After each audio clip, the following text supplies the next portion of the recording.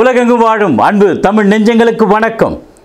NBC செய்தி மடல் hot dog நிகழ்ச்சியில் உங்களை சந்திப்பதில் எல்லையில்லாத மகிழ்ச்சி.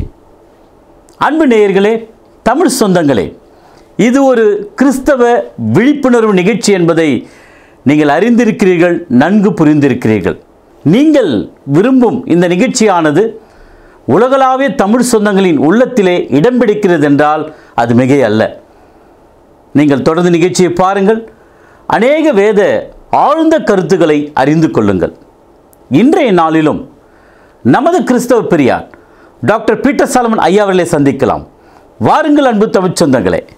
ஐயா வணக்கம். ஐயா வணக்கம். சொல்லுங்க. உலகளாவிய கிறிஸ்தவர்கள் மத்தியில் தவக்காலம் என்பதை அனுசரிக்கிறாங்களே, இதை நீங்கள் எப்படி பார்க்குறீங்க? இது எப்படி உண்டானது? ஒரு நல்ல கேள்வியும் ஒரு தேவையான ஒரு கேள்வியும், காலத்தை நாம் விசாரிக்க வேண்டிய ஒரு கட்டாயத்திலும் நாம் இருக்கிறோம். முதலாவது, தவக்காலம் என்ற அற்புதமான சொல்ல, தவம் என்பது காத்திருத்தல். அதாவது கடவுளுடைய புண்ணியத்திற்காக, வழி நடத்துதலுக்காக நம்முடைய உடலை ஒடுக்கி காத்திருத்தல், அதனால் தவக்காலம். இன்னொரு சாரார் இதையே நோன்பு இருத்தல் அப்படின்னு சொல்கிறார். உங்களுக்கு தெரியும், இந்த வார்த்தையை அதிகமாக பயன்படுத்துகிற இன்னொரு மதத்தினர். நோன்பு என்பது அதுவும் கூட ஒரு காத்திருத்தல், அதாவது உணவு கொள்ளாமல் வயிற்றை காய விடுதல், அதனால் அதை நோன்பு என்று சொல்கிறாங்க.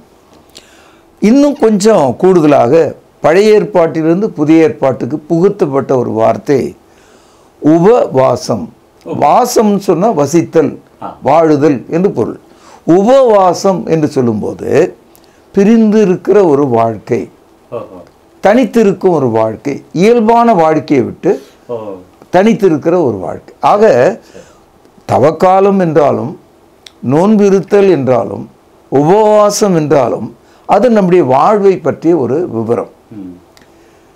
கிறிஸ்தவம் 33ஆம் ஆண்டு உலகத்தில் வருகிறது. அந்த தொடரை பின்பற்றி தான் 6வது நூற்றாண்டிலே இஸ்லாம் வருகிறது. மற்ற மதங்களிலும் கூட இந்த நோன்பு இருத்தல் என்ற உபவாசம் இவைகள் எல்லாம் மதங்களில் இருக்கிறத நீங்கள் பார்க்கலாம். ஆனால் இந்த உபவாசத்தை இயேசு கிறிஸ்து நமக்கு காண்பிக்கிறார். மத்தேயு 4ஆம் அதிகாரம் 1 வசனத்தில் இயேசு கிறிஸ்து 40 நாள் அவர் உபவாசமாக இருந்தார். பிறகு அவருக்கு பசி உண்டாயிற்று என்ற ஒரு தகவலை படிக்கிறோம். ஒரு மனிதன் தண்ணி குடிக்காமல் சாப்பிடாம 40 நாள் இருக்க முடியாது. ஆனால் அவர் தேவனுடைய குமாரனாக இருந்ததுனால அந்த அற்புதம் அவருடைய வாழ்க்கையில் நடந்தது. அதனால தான் இந்த 40 என்ற எண் கிறிஸ்தவத்திலும் இஸ்லாமிலும் மற்ற மதங்களிலும் இருக்கிறத இன்றைக்கு நாம் பார்க்கிறோம். ஆனால் உபவாசம் என்பது நம்முடைய ரட்சிப்புக்கானதா? Fasting whether it is for our salvation அப்படின்னு ஒரு கேள்வி கேட்டால் இல்லை. ஒரு ஆள் உபவாசமாக இருக்கிறதுனால அவன் ரட்சிக்கப்படுவானா? எல்லா மதங்களிலும் உபவாசமாக இருக்காங்க இல்லையா? அதனால் உபவாசம் என்பது நம்முடைய உடலை கட்டுப்படுத்துவதற்காகத்தானே தவிர, நம்முடைய மனதை கீழ்ப்படுத்துவதற்காகத்தானே தவிர, அது நம்முடைய ரட்சிப்பின் அடையாளம் அல்ல. சில சமயங்களில் இந்த உபவாசமாக இருக்கிறவர்கள் முடிவில் எப்படி நினைக்கிறாங்கன்னா, நான் ஜெயித்து விட்டேன். இந்த எண்ணம் நமக்கு வரக்கூடாது. நாம் லூக்கா 18ஆவது அதிகாரத்தில் படிக்கிறோம். ஒரு பாரம்பரியம் மிக்க பரிசேயன் சொல்லுகிறான் கடவுளுக்கு முன்னால், என் சம்பாத்தியத்தில் எல்லாவற்றிலும் உங்களுக்கு தர்சம்பாகம் கொடுக்குறேன், வாரத்துக்கு 2 முறை உபவாசமாக இருக்கிறேன், நான் பின்னால் நிற்கிற அந்த பாவியாகிய மனிதனை போல இல்லை என்று சொல்லுகிறான். அந்த இடத்துல அவன் இருந்த அந்த உபவாசம் அவனுக்கு பெருமையை தான் காட்டுது. ஆகவே ஒரு மனிதன் உபவாசமாக இருப்பது அது ஒரு கிரெடென்ஷியல் கிடையாது, அது ஒரு வெற்றி கொடி கிடையாது. அது உன்னுடைய பாவ வாழ்க்கையை ஒடுக்கிற ஒரு விஷயம். பாருங்க, வயிற்றை நம்ம எவ்வளோ தான் கட்டுப்படுத்தினாலும் மனதை நம்மால் கட்டுப்படுத்த முடியாது. அதனால தான் பாவம் என்பது என்ன நீங்கள் கேட்கும்போது 1 யோவான் 2ஆம் அதிகாரம் 16வது வசனத்தில் கண்களின் இச்சை. இதுக்கு எப்படி உபவாசமாக இருப்ப? மாம்சத்தின் இச்சை, இதுக்கு எப்படி நீ உபவாசமாக இருப்ப? ஜீவனத்தின் பெருமை, இதுக்கு எப்படி நீ உபவாசமாக இருப்ப? இதுக்கு நீ உபவாசம் இருக்க முடியாது. உலகத்தில் எல்லாவற்றையும் தங்கமாகவே ஆளுகிற பெரிய ஐஸ்வர்யவான்கள் இருக்காங்க. அவங்க கூட நான் உபவாசமாக இருக்கிறேன்னு சொல்கிறான். ஆனால் ஜீவனத்தின் பெருமை அங்கே இருக்கிறத நீங்கள் பார்க்கலாம். மெய்யான உபவாசம்னா என்னன்னா, உன்னை நீ தியாகியாக மாற்றிக்கொள்ள வேண்டும். உன்னை நீ தியாகியாக மாற்றிக்கொள்ளணும். சிலர் சொல்கிறாங்க, நான் உபவாசமாக இருக்கும்போது எச்சை கூட விழுங்க மாட்டேன் என்று சொல்கிறாங்க. நல்லது. ஆனால் ஒரு விஷயம் தெரியுமா, வாயிருக்கிற எச்சையை நீ விரும்பினாலும் விரும்பாவிட்டாலும் அது தானாக உள்ளே போயிட்டே தான் இருக்கும். அப்போது இந்த மனிதன் விஞ்ஞானத்துக்கு முரணான ஒரு கருத்தை சொல்கிறார். அடுத்தது, உபவாசமாக இருக்கிறவர்கள் விடியற் காலையில் சமக்கட்டு கட்டுவாங்க முன்னால, அதுக்கப்புறம் மாலையில் சமக்கட்டு கட்டுவாங்க. அப்போது 3 வேளை உண்ணக்கூடிய உணவை 2 வேளை உண்டு விட்டு நான் உபவாசமாக இருக்கிறேன் என்று சொல்வது நீங்கள் யோசிக்க வேண்டிய ஒரு விஷயம். இதை நீங்கள் சிந்திக்கணும். அது மட்டும் இல்லை, இப்படி போதிக்கிற மக்கள் இன்னொரு கொடூர காரியத்தை செய்வாங்க. அவங்க மதத்தின்படி இரவிலே அவர்கள் தங்கள் மனைவியரோடு சேருவார்கள். Sex is allowed in the fasting time. ஆனால் கண்களின் நிச்சை, மாம்சத்தின் நிச்சை, ஜீவனத்தின் பெருமையை அடக்க முடியாத ஆள் நீ எவ்வளோ உபவாசமாக இருந்தாலும் அது உன் உடல் நலத்துக்கு தான் ஏதோ ஒரு அளவுக்கு உதவுமே தவிர மார்க்கத்துக்கும் மதத்துக்கும் எதுவும் உதவி செய்யாது. ஒரு வசன பகுதியை வாசிக்கிறேன். ஏசாயா தீர்க்கதரிசன புத்தகம் 58வது அதிகாரம் பக்கம் 864 5வது வசனம். மனுஷன், கவனிங்க, தன் ஆத்துமாவை ஒடுக்குகிறதும், இந்த இடத்துல வயிற்றை ஒடுக்குறதுன்னு சொல்லல, ஆத்துமாவை ஒடுக்கணுன்றார். இதுதான் பைபிள் கால உபவாசம். தன் ஆத்துமாவை ஒடுக்குறதும், அடுத்து பாருங்க, தலை வணங்கி நாணலை போல் இரட்டிலும் சாம்பலிலும் படுத்துக்கொள்கிறதும் எனக்கு பிரியமான இதையா உபவாசம் என்று கர்த்தருக்கு பிரியமான நாள் என்றும் சொல்லுவாய். அக்கிரமத்தின் கட்டுகளை அவிழ்க்கிறதும் நுகத்தடியின் பிணையங்களை நெகிழ்கிறதும் நெருக்கப்பட்டிருக்கிறவர்களை விடுதலை ஆக்குறதும் சகல நுகத்தடிகளை உடைத்து போடுகிறதும் பசி உள்ளவனுக்கு உன் ஆகாரத்தை பகிர்ந்து கொடுக்கிறதும் துரத்துண்ட சிறுமியானவர்களை வீட்டிலே சேர்த்து கொள்கிறதும் வஸ்திரம் இல்லாதவனை கண்டால் அவனுக்கு வஸ்திரம் கொடுக்கிறதும் உன் மாம்சமானவனுக்கு உன்னை ஒழிக்காமலும் இருக்கிறது அல்லவோ எனக்கு உகந்த உபவாசம். உபவாசத்தை பற்றிய இவ்வளோ சிறப்பு, இவ்வளோ நெகிழ்வான தெளிவான கருத்துக்களை கடவுள் நமக்கு வச்சிருக்கார். அப்படி பார்த்தா கிறிஸ்தவர்கள் உபவாச திருவிழா என்று அழைக்கிறாங்க. நியாயமா? அது திருவிழானா கொண்டாட்டம்னு அர்த்தம். விக்கிரக வழிபாடு செய்கிறவங்க செய்வாங்க திருவிழாவில். கிறிஸ்தவர்கள் உபவாசத்தை திருவிழான்னு சொல்றது நாணயமில்லாத பேச்சு.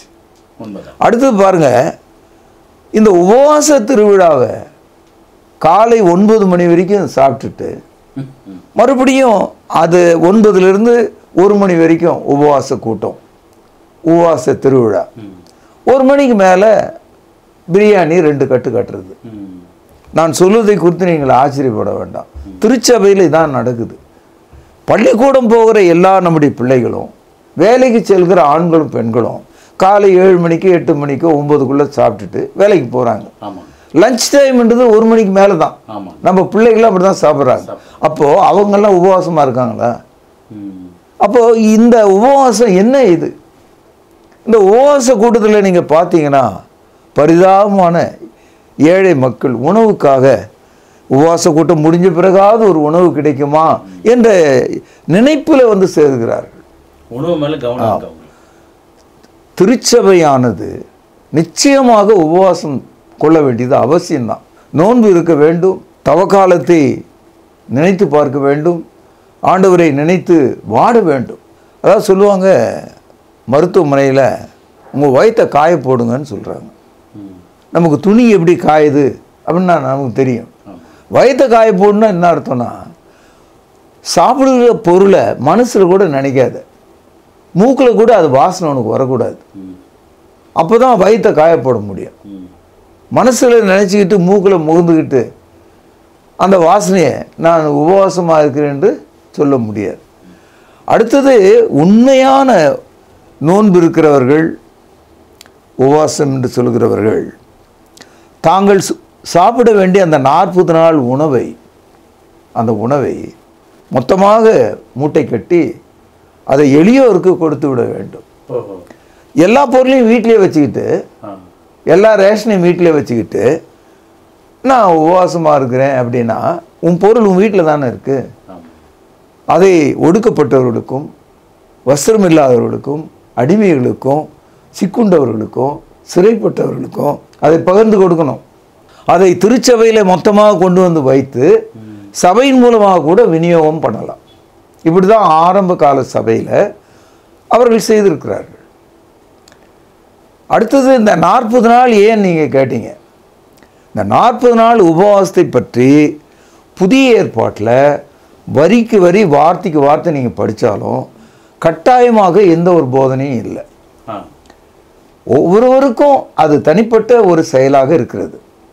ஆனால் இயேசு கிறிஸ்து சிலுவையிலே அறையப்படுகிற அந்த நாளுக்கு முன்னால் 40 நாள் நாங்கள் மௌனமாக இருக்கிறோம், தவக்காலமாக அதை எண்ணுகிறோம், அந்த காலத்திலே நாங்கள் அமைதி காக்கிறோம் என்ற ஒரு எண்ணம், பரவலான எண்ணம் கத்தோலிக்கத்தில் தொடங்கி எல்லா கிறிஸ்தவ மதங்களில் இருக்கிறத நான் பார்க்கிறேன். நான் அதை குறை சொல்ல வரல. ஆனால் 40 நாள் மட்டும் நீ இப்படி இருந்தால் அது கிறிஸ்தவமா என்ற ஒரு கேள்வி மட்டும் நான் கேட்குறேன். சகோதரிகள் நாங்கள் பூ வைப்பதில்லை, சகோதரர்கள் நாங்கள் மீன் தின்பதில்லை, ஒரு வேளையில் உணவில் ஒரு வித்தியாசத்தை செஞ்சுட்டு நாங்கள் we are fasting அப்படின்னு சொல்கிறாங்க கிறிஸ்தவங்க. அன்பு சகோதரர்களே, உபவாசம் கட்டாயம் அல்ல. ஆனால் உபவாசத்தை நீ மேற்கொள்வதாக இருந்தால் இதையெல்லாம் ஞாபகத்தில் நீங்கள் வைத்துக்கொள்ளும். உண்மையான கிறிஸ்தவம் என்ன, தயவுசெய்து காது கொடுத்து கேளுங்க. இந்த 40 நாள் இன்னைக்கு சாம்பல் புதன்கிழமையில் தொடங்கி புனித வெள்ளி வரைக்கும் நீங்கள் நினைக்கிற அந்த விஷயம் வாழ்க்கை முழுவதுமே நம்ம உபவாசமாக இருக்கணும். அப்படி பார்த்தா a true Christianity, it is not just for 40 days. You have to live 365 days. அதுதான் ட்ரூ கிறிஸ்டியானிட்டி. ரோமருக்கு எழுதிய நிருபம் 12வது அதிகாரம் 2வது வசனம், நீங்கள் இந்த பிரபஞ்சத்திற்கு ஒத்த வேஷம் தெரியாமல், அப்படின்னா பிரபஞ்சம்னா இந்த உலகம், மற்றவங்கெல்லாம் உபவாசம் இருக்காங்க, நோன்பு இருக்கிறாங்க. இந்து சமயத்தில் ஒரு வேளை 2 வேளை இதெல்லாம் ஒரு வேளை உபவாசம் இருப்பாங்க. வெள்ளிக்கிழமையில் 6 மணி நேரம் 3 மணி நேரம் அப்படி. அப்போ ஒவ்வொரு மதத்திலும் ஒரு சடங்காக இதை மாற்றிக்கிட்டாங்க. அதனால் சொல்கிறார் ஆவியானவர், நீங்கள் இந்த பிரபஞ்சத்திற்கு ஒத்த வேஷம் தெரியாமல் தேவனுடைய நன்மையும் பிரியமும் பரிபூர்ணமான சித்தம் இன்னதென்று பகுத்தறியத்தக்கதாக உங்கள் மனம் புதிதாகிறதுனாலே மறுரூபமாகுங்கள். இந்த இடத்துல மனம் என்பது நம்முடைய ஆத்மாவை குறிக்கிறது. நம்முடைய ஆத்மா மறுமலர்ச்சி அடைய வேண்டும், மறுரூபமாக வேண்டும் என்று சொல்றார். Transform your soul, transform your life. அப்போ நான் 40 நாள் இறைச்சி சாப்பிடவில்லை, தலையில் பூச்சூட்டவில்லை, நான் அதை விட்டுவிட்டேன், இதை விட்டுவிட்டேன், எச்சை விழுங்கவில்லை, ஆளுக்கு ஒன்று சொல்லிட்டு இருப்பாங்க. ஆனால் நீங்கள் உங்கள் உள்ளத்தில் சிலுவையை பின்பற்றுகிற மக்களாக, சிலுவையை சுமக்கிற மக்களாக, சிலுவையின் நிழலில் நடக்கிற மக்களாக, இயேசு கிறிஸ்துவின் இரத்தத்தினால் கழுவப்பட்டவர்களாக, இயேசுனுடைய 2வது வருகை மட்டும் அல்லது நீ மரிக்கிற காலம் மட்டும் இப்படிப்பட்ட மேலான ஒரு வாழ்க்கையை கிறிஸ்துவுக்காக நீங்கள் வாழ வேண்டும். இந்த 40 நாளில் நீங்கள் எப்படி வாழ்வதாக நினைக்கிறீர்களோ அதை விட மேலான ஒரு வாழ்வை காலமெல்லாம் நாம் வாழ வேண்டும். A true Christian has to be in fasting all over his lifetime. அதை விட்டுட்டு 40 நாள் நான் அதை செய்துட்டேன் அப்படின்னா அது உங்களுடைய பெருமையும் வெற்றியும் உங்கள் சரீரத்தின் மீது உள்ள ஆளுமையை அது காட்டுகிறது.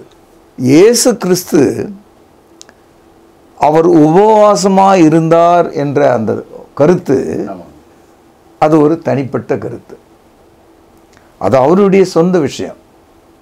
இப்போ இயேசுனுடைய அதே அடிச்சுவடுகளில் எல்லாவற்றையும் நம்ம பின்பற்ற முடியாது. இப்போ இயேசு சிலுவையில் அறையப்பட்டார், 40 நாள் உபவாசமாக இருந்தார், அதை நீங்கள் எடுத்துட்டீங்க. அப்போ இயேசு சிலுவையில் அறையப்பட்டார், நிஜமாக லிட்டரலாக நீங்கள் சிலுவையில் அறையப்படுவீங்களா? இல்லை. அதனால் இயேசு உபவாசமாக இருந்தார் என்பது சரீரத்தில் அவர் தேவனுடைய குமாரனாக இருக்கும் அதிகாரமுடையவராக இருக்கிறார். Even though he was in flesh, he lived above the flesh to prove that he is the Son of God. அதுதான் அது. அவருக்கு பசி உண்டாயிற்று என்ற அந்த வார்த்தை வரும்போது அர்த்தம் என்னன்னா அவர் மாம்சத்தில் இருக்கிறார் என்பதை நம்ம காட்டுகிறது. யோவான் 4ஆம் அதிகாரத்தில் அவருக்கு தாகம் உண்டாயிற்று என்று நாம் படிக்கிறோம். என் ஆத்துமா கலங்குகிறது என்று சொல்கிறோம். அதனால் இயேசு கிறிஸ்து 100% சரீரமாகவும் 100% தேவ குமாரனாக அவர் இருந்தார் என்பதை காட்டுகிறது. அதனால் இந்த 40 என்ற இந்த தகவல் ஒன்று இயேசுவினிடத்திலிருந்து இவர்கள் கற்றுக்கொண்டார்கள், அல்லது பழைய ஏற்பாட்டிலே மோசே முதலானவர்கள் அவர்கள் உபவாசமாக இருந்ததாக ஒரு கருத்து இருக்கிறது. ஆனால் மோசைக்காக எந்த இஸ்ரவேலனும் 40 நாள் உபவாசமாக இல்லை. ஆரம்பகால கிறிஸ்தவ சபையில் இயேசுவுக்காக எந்த ஒரு கிறிஸ்தவனும் 40 நாள் உபவாசமாக இருந்ததாக புதிய ஏற்பாட்டில் எந்த பதிவும் இல்லை. ஆனால் உபவாசமாக இருப்பது நல்லதா கெட்டதா அப்படின்னு கேட்டிங்கன்னா மிகவும் நல்லது. அது உங்கள் சரீரத்துக்கு மிகவும் நல்லது. உங்கள் வயிற்றை காய போட்டிங்கன்னாவே பாதி நோய் உங்களை விட்டு போயிடும். ஏன்னா எல்லா விதமான உணவை, தேவையில்லாத உணவை, ஏராளமான உணவை இந்த வயிறாகி இந்த தோல் பைக்குள்ளே போட்டதுனால்தான் சகல விதமான நோய்களை நாம் அனுபவிக்கிறவர்களாக இருக்கிறோம். பசிக்கு சாப்பிட வேண்டுமே தவிர ருசிக்கு நாம் சாப்பிட ஆரம்பிச்சிட்டோம். அதனால் உபவாசமாக இருக்கிறேன் என்று சொல்கிற ஆள் தண்ணி குடிப்பது, காப்பி குடிப்பது, போன்விட்டா குடிப்பது, எனர்ஜி ட்ரிங்க்ஸ் குடிப்பது, என்ஷூர் குடிப்பது, இதெல்லாம் குடிச்சிக்கிட்டே 40 நாள் நான் இருந்தேன் அப்படின்னு சொல்கிற ஆள்லாம் உண்டு. பெரிய போதகர்கள் இப்படிப்பட்ட நடிப்பாற்றல் உடையவர்களாக இருக்கிறாங்க. அதாவது என்ன சொல்கிறாங்க, அது கொஞ்சம் சிரிப்பான ஒரு விஷயம், நாங்கள் திட உணவை தின்பதில்லை. we are not taking solid food, we only take liquid food. நீர் ஆகாரத்தை சாப்பிடுகிறோம். ஐயா, இப்படி எல்லாம் கேலி பண்ணாதீங்க, கிறிஸ்தவத்தை படிக்காதீங்க. நீ நீர் ஆகாரத்தை சாப்பிடு, திட ஆகாரத்தை சாப்பிடு, அது உன்னுடைய சொந்த விஷயம். ஆனால் அது உன்னுடைய மதத்தின் கடமையாகவும் போதனையாகவும் மேன்மையாகவும் மற்றவர்கள் மேலே திணிக்காத. சபையில் சொல்லுங்க, உபவாசமாக இருங்கள் என்று சொல்லுங்க, சபையாக உபவாசமாக இருங்க, அது நல்லது. உபவாசமாக இருப்பது தவறல்ல. அதை குறித்த பெருமையும் உபவாசம் என்ற பேரில் உன்னையே நீ ஏமாற்றிக் கொள்வதையும் செய்யாதே. அதை தான் நான் சொல்கிறேன். நான் சொல்கிறது சில பேருக்கு விளங்காது. விளங்குனவர்களுக்கு நான் நன்றி சொல்லுவேன். ஐயா, இயேசு கிறிஸ்துவானவர் தமது முகத்தை எருசலேமுக்கு நேராக திருப்பினார் அப்படின்ற ஒரு வசனம் இருக்கு ஐயா, அதை பற்றி கொஞ்சம் விளக்குங்களேன். Jesus turned his face towards Jerusalem. என்ன அர்த்தம்னா, முகத்தை இப்படியே வச்சுக்கிட்டு நடந்தார் அர்த்தம் இல்லை. அவருடைய நோக்கம், அவருடைய மனதில் தன்னுடைய மரணத்தை முன்னிட்டே அவர் நடந்து கொண்டே இருக்கிறார், போதித்து கொண்டே இருக்கிறார். Jesus turned his face towards Jerusalem அப்படின்னா எருசலேம் நகரத்தில் அவருடைய மரணத்தை நோக்கி அதை அறிந்தவராக தெளிவுள்ள ஒரு மனதோடு அவர் அத்தனை ஊழியங்களை அவருடைய அப்போஸ்தலரோடு செய்து கொண்டிருந்தாலும் அவருடைய மனதில் ஒலித்து கொண்டிருந்த செய்தி, மனதுக்குள் இருந்த ஆழமான செய்தி தன்னுடைய மரணத்தை பற்றியதாக இருந்தது. இதை தான் இயேசு கிறிஸ்து எருசலேமுக்கு நேராக தன் முகத்தை திருப்பினார் என்ற கருத்து. இது லூக்கா 9வது அதிகாரம் 51வது வசனம். பின்பு அவர் எடுத்துக்கொள்ளப்படும் நாட்கள் சமீபித்த போது அவர் எருசலேமுக்கு போக தமது முகத்தை திருப்பி, அதாவது இயேசுனுடைய மரணம் நிகழப்போகிறது. ஆகவே அவருடைய உள் மனது தன்னுடைய மரணம் நிகழும் எருசலேமை நோக்கியே கவனமாக இருந்தது. அவர் நினைச்சிருந்தா ஓடி போயிருக்கலாமே. அவர் நினைச்சிருந்தா தனக்கு இப்படி தான் ஒன்று நடக்க போகுதுன்னு தெரிஞ்சா என்ன செய்திருக்கலாம், விலகி இருக்கலாமே. அவர் மரிப்பதற்காகவே வந்தார். அவர் சிலுவிலே அறையப்படுவதற்காகவே வந்தார். He came to die. இயேசு கிறிஸ்து இந்த உலகத்திற்கு வந்தது நமது பாவங்களை சுமக்கும் தேவாட்டுக்குட்டியாக மரிப்பதற்காகவே அவர் வந்தார். மத்தேயு 1வது அதிகாரம் 21வது வசனத்தில் படிக்கிறோம். அவருக்கு இயேசு என்று பெயரிடுவாயாக. இயேசு என்றால் அவர் தமது ஜனங்களின் பாவங்களை நீக்கி அவர்களை ரட்சிப்பார். யோவான் சொல்கிறார் 1ஆம் அதிகாரம் 29வது வசனத்தில், இதோ உலகத்தின் பாவத்தை சுமந்து தீர்க்கிற தேவாட்டுக்குட்டி. இயேசு கிறிஸ்து தமது மரணத்தை தமது அப்போஸ்தலரிடத்தில் சொல்லிக்கொண்டே வருகிறார். பழைய ஏற்பாட்டில் நீங்கள் பார்த்தீங்கன்னா இயேசுனுடைய மரணம் எப்படி நிகழும் என்று பேசப்பட்டு கொண்டே இருக்கிறது. அதனால தீர்க்க தரிசனத்தினுடைய நிறைவேறுதலாக, according to the prophecy being fulfilled in Christ's death, according to the Old Testament, New டெஸ்டமெண்ட்டுக்குள்ளே வரும்போது அவர் தமது அப்போஸ்தலரிடத்தில் தன்னுடைய மரணத்தை குறித்து சொல்கிறார். அது எங்கே நிகழும் என்று சொல்கிறார், யாரால் நிகழும் என்றும் சொல்கிறார். அதனால இயேசு கிறிஸ்துக்கு இன்னும் நடக்க போகுதுன்றது அவருக்கு தெரியும். நீங்களும் நானும் சாதாரண மனுஷனா இருந்தா நம்ம என்ன செய்திருப்போம், சோழ நாட்டை விட்டு சேர நாட்டுக்கு ஓடி இருப்போம் இல்லையா? ஒரு நாட்டை விட்டு இன்னொரு நாட்டுக்கு ஓடுவோம். அவர் மரிப்பதற்காக வந்தார். சிலுவை அவர் மரிக்கும் பலி பீடம், இயேசுவின் சரீரம் பலி பொருள், இயேசு சிந்திய ரத்தம் பாவ மன்னிப்பின் ரத்தம். பாருங்கள், இயேசு கிறிஸ்து தமது முகத்தை எருசலேமுக்கு நேராக திருப்பினார் என்ற அந்த கருத்துக்குள்ள இயேசு என்னென்ன சொல்றாருன்னா, இது நிகழப்போகிறது 2000 வருஷத்துக்கு பிறகுன்னு சொல்ல, சீக்கிரமா நடக்க போகுது, இன்னும் சில மாதத்தில் நடக்க போகிறது.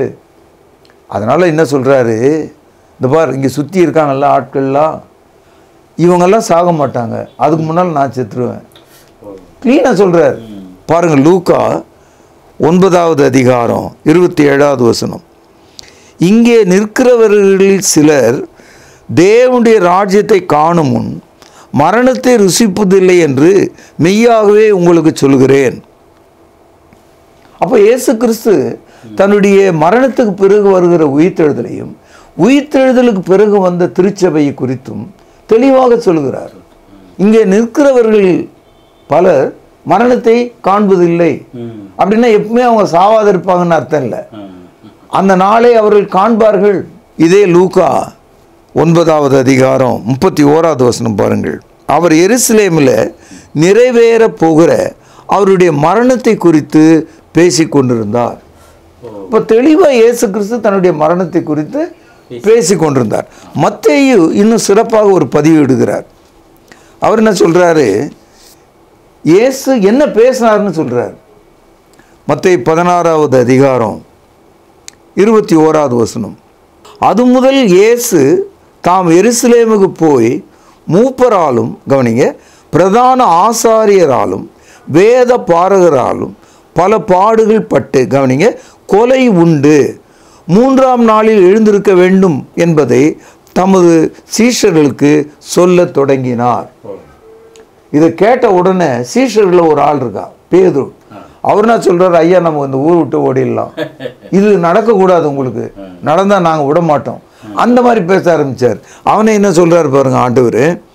மத்தேயு 16ஆம் அதிகாரம் 22வது வசனம். அப்பொழுது பேதுரு அவரை தனியே அழைத்து கொண்டு போய், ஆண்டவரே, இது உமக்கு நேரிடக்கூடாதே, இது உமக்கு சம்பவிப்பதில்லை என்று அவரை கடிந்து கொள்ள தொடங்கினார்.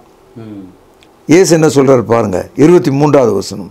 அவரோ திரும்பி பேதுருவை பார்த்து, எனக்கு பின்னாக போ சாத்தானே, நீ எனக்கு இடரலாய் இருக்கிறாய்.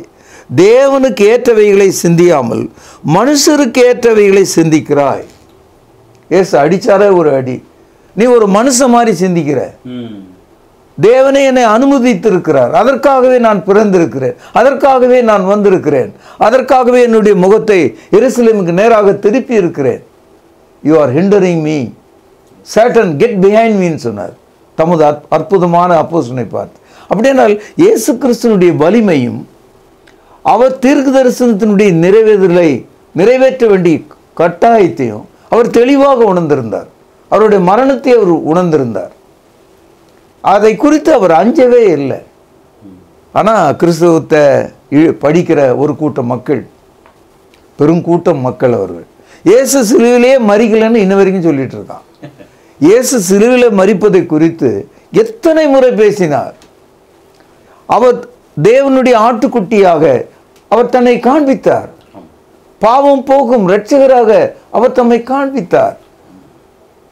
இவ்வளவு விஷயத்தையும் புறக்கணித்து விட்டு ரொம்ப சிம்பிளா இயேசு சிலுவிலேயே மறிக்கலன்னு சொல்லி இந்த மதம் உலக மதமாக, மூன்றில் ஒரு பகுதியாக, அவிசுவாசிகளாக, ரட்சிப்புக்கு தூரமானவர்களாக போனார்கள். இதை கேட்கிற நல்ல போதகர்களும் நல்ல திருச்சபையும் உங்கள் உபவாசத்தை குறித்து நீங்கள் நல்ல எண்ணம் கொண்டு, நல்ல தீர்மானம் கொண்டு, வலிமையான வீர கிறிஸ்தவர்களாக நீங்கள் மாற வேண்டும். விசுவாசத்திலே நீங்கள் வல்லவர்களாக மாற வேண்டும். உங்கள் வயிற்றை நீங்கள் காய போடுவது நல்லது. ஆனால் வயிற்றுக்கு மேலாக உங்கள் கண்களின் இச்சை, மாம்சத்தின் இச்சை, ஜீவனத்தின் பெருமையிலிருந்து நீங்கள் வெளியே வர வேண்டும். நீங்கள் கட்டிய பெரும் கோட்டைக்குள்ளே உட்கார்ந்திருப்பதும், பெரும் வங்கி பணத்தின் மீது அமர்ந்திருப்பதும், எதிர்காலத்தை குறித்து அச்சமின்றி வாழ்வதும், பெருமை மிக்க வாழ்க்கை வாழ்வதும், விருப்பமான உடல் உறவுகளை செய்து கொண்டிருப்பதும் இதுவா கிறிஸ்தவ வாழ்க்கை?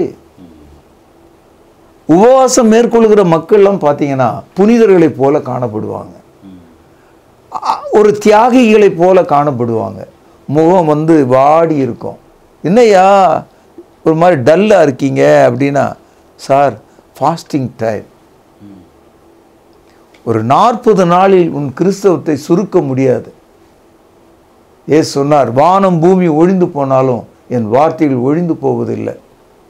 இந்த கற்பாறையின் மேல் கட்டப்பட்டவன் புத்தி உள்ளவன்.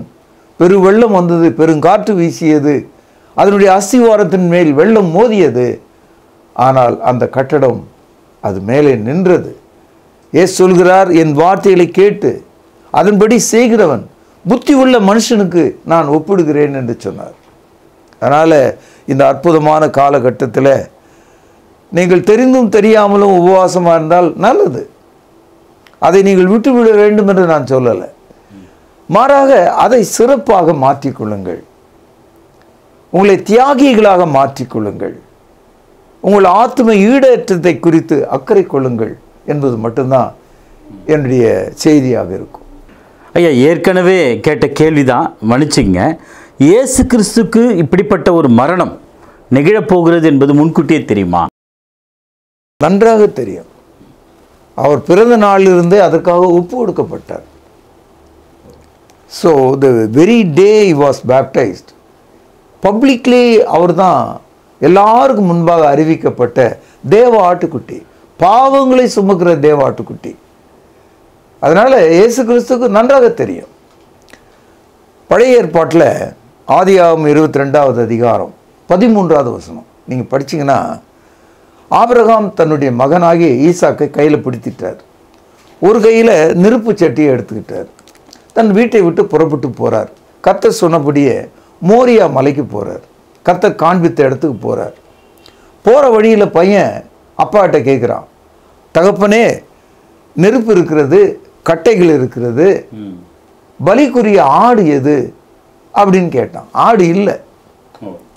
அதுக்கு அப்பா சொல்கிறாரு, ஆபிரகாம், மகனே, கர்த்தர் அதை பார்த்து கொள்வார். நீங்கள் தொடர்ந்து நீங்கள் அந்த 22வது அதிகாரத்தை படிச்சிங்கன்னா, கர்த்தர் காண்பித்த மோரியா மலைக்கு கரெக்டாக ஆபிரகாம் வந்து சேர்றார். அந்த இடத்துக்கு வர்றார். அதே இடம்தான் இயேசு சிலுவையில் மரித்த இடம். அதே இடம்தான் கொல்கதா என்ற அந்த இடம், அதே இடம் தான் இன்னைக்கும்.